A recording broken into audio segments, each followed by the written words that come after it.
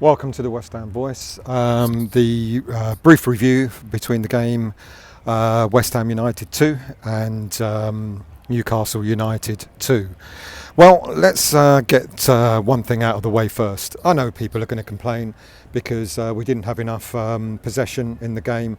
People are going to moan that we only had 27% possession in a game at home, and they're not going to like that.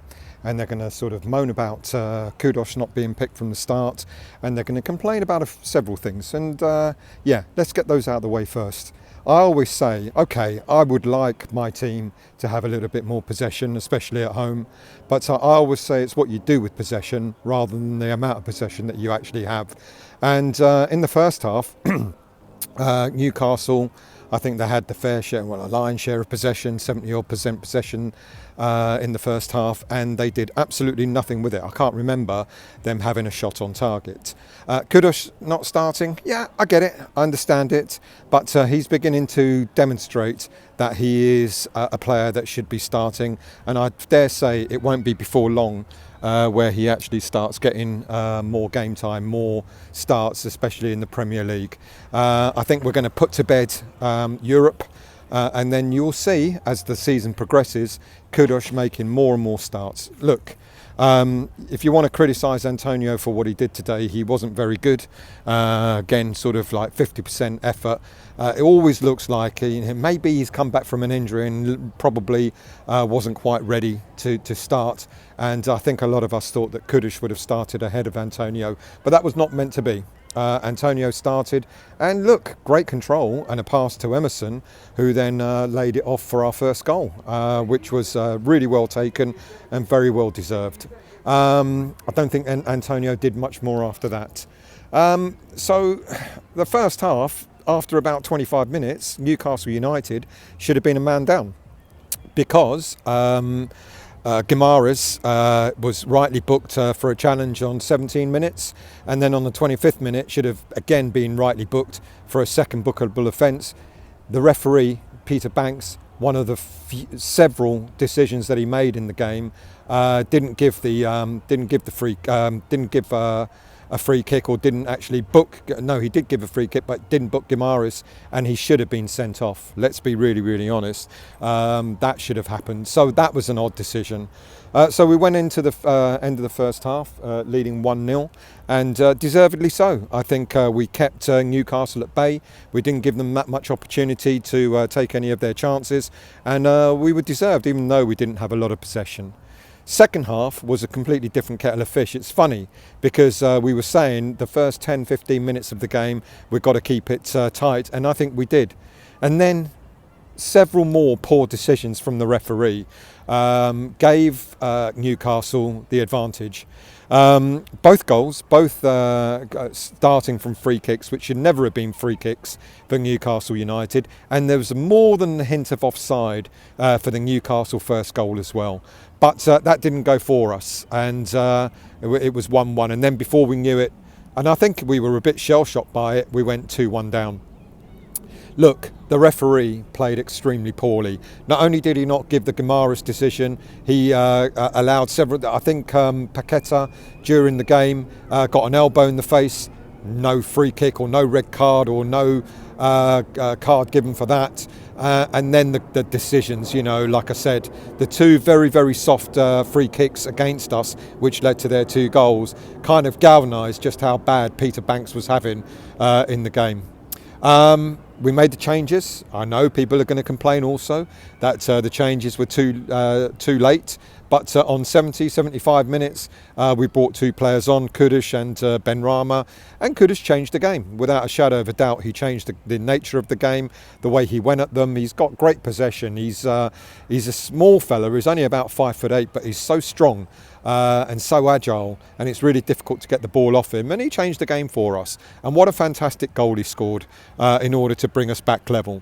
And then, right at the death, Jared Bowen, except from a fantastic Nick Pope save, looked like the shot he made was going into the corner right on the death. So look, all in all, great point, but at the same time an absolutely frustrating game, only because the referee was really poor in his decision making. If we talk about, there's been so much talk about Liverpool and the VAR decision that didn't go for them, and yet you look at this sort of game and you just wonder how on earth is the referee? Can the referee be so poor in a game throughout it?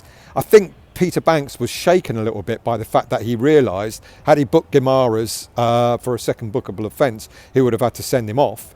And it kind of threw him a little bit, and his decision making, rather than improving, just got worse and worse. Real shocker of the referee, and I think, I won't lie, I think we kind of cheated out of winning that game, because they had decisions going for them that shouldn't have gone for them. Look, having said that, we got back into the game extremely well. We were a little bit shaken when we went 2-1 down, but we got back in it. We sort of got ourselves together, and certainly the substitutions made a massive difference. And I'm really pleased for the point, but at the same time really disappointed that we didn't get more than we kind of deserved. I think all in all, we started this season so well, and we continue to do so, because a point against Newcastle United, even though it is at home, they're going to be flying high this season, and I don't think we've really played that bad a game in the Premier League so far this season. Ironically, I think our worst games have been against Lincoln in the Cup away, and the first half against Bakatopola in the Europa League. But other than that, the games that we played in the Premier League have been pretty good. I think we've held our own. I think we were unlucky against Man City and against Liverpool, the only two games we've lost so far this season, and I think we were cheated out of a better result against Newcastle United today. But all in all, I think we've got a lot to be proud of. I think there's an awful lot to look forward to. The fact that we've actually got the strength in depth in order to bring on the likes of Kudus and Benrahma, etc., really bodes well.